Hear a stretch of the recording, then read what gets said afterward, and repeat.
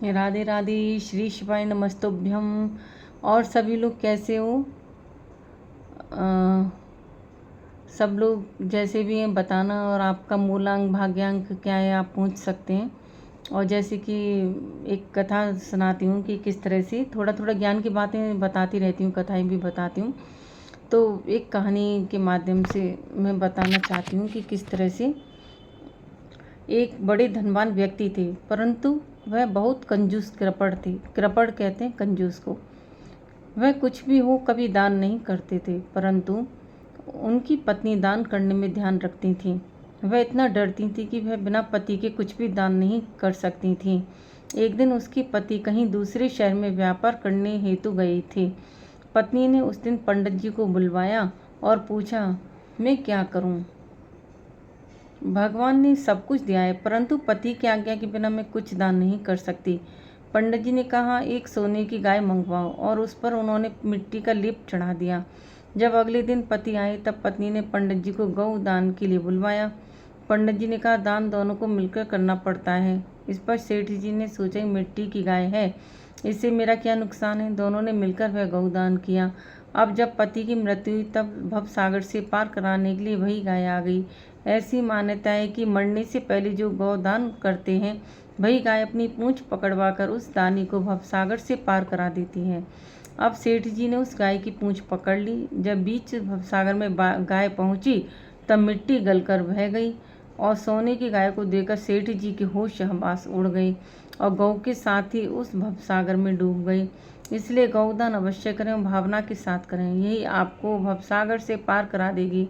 हो सके तब समाज में आध्यात्मिक ग्रंथ बांटें, जो मुक्ति का सरल साधन है।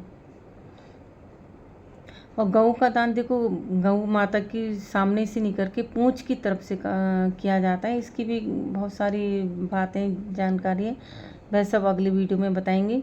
कात्यायनी पूजा, इसका भी बाद में वर्णन बताएंगे। और भगवान मिलने से पहले प्रेम के बीज बो देते हैं। भगवान ग्वाल बालों के साथ गिरिराज की तलहटी में पहुंचे। फिर भगवान ने बांसुरी बजाई। तब भगवान ने बांसुरी बजाई, उसने गोपियों के हृदय को छुआ। संसार के लिए यदि हृदय पिघले तब पतन होता है, यदि भगवान के लिए हृदय पिघले तब मोक्ष मिलता है। शरद मौसम था, तालाबों में बहुत सारे कमल खिल गए। कमलों पर भ्रमर गूंजने लगे। हंस तालाबों में तैरने लगे। हंस सरस्वती का वाहन है, जिसका जो वाहन है उसका कुछ उद्देश्य होता है। भगवती दुर्गा का वाहन शेर है, जो शक्ति का प्रतीक है।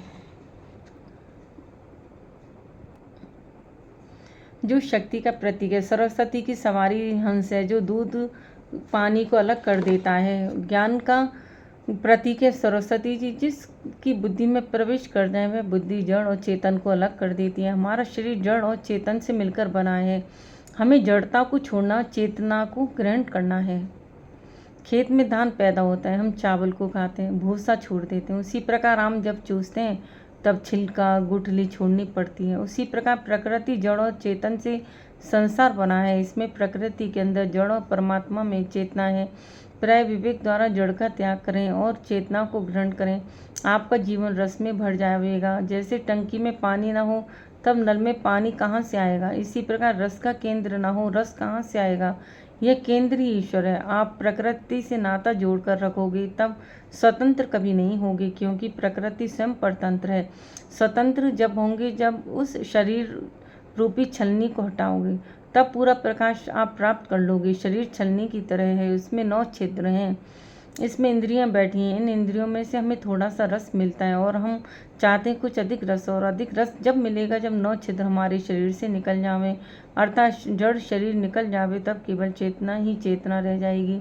अखंड आनंद आएगा।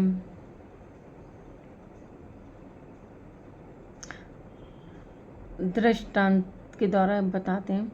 एक महात्मा कहते हैं कि किसान जब खेत में हल चलाता है तब हल में बांस की एक पोंगली नली बांधे रहता है, और दूसरा आदमी उसमें गेहूं या कोई अनाज के दाने उसमें डालता रहता है, जिससे वह सारा खेत भर जाता है। कुछ दिनों बाद उसमें पौधे निकल आते हैं और एक दाने के अनेक दाने बन जाते हैं।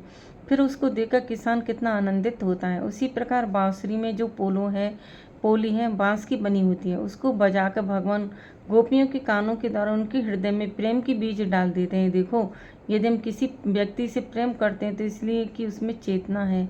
कोई स्त्री कितनी भी सुंदर हो, यदि मर जावे यानी चेतना निकल जाए, तब क्या कोई उससे प्रेम करेगा? जबकि जड़ शरीर वैसा ही पड़ा है। उसका अर्थ चेतना, चेतना से ही रस ले सकती है। परमात्मा जब किसी भक्त के पीछे पड़ता है तो उसमें जो भक्ति का रस भरा है उसके पीछे दौड़ता है, ना कि उस भक्त के पीछे। वेद में लिखा है, ईश्वर जिसको मिलता है, ईश्वर जिससे मिलना चाहे उसी को मिलता है। ईश्वर मिलने से पहले उसके अंदर प्रेम की बीज भर देता है। गोपियों के हृदय में बांसुरी के माध्यम से भगवान ने ऐसे ही किया। राधे राधे। श्री शिवाय नमस्तुभ्यम।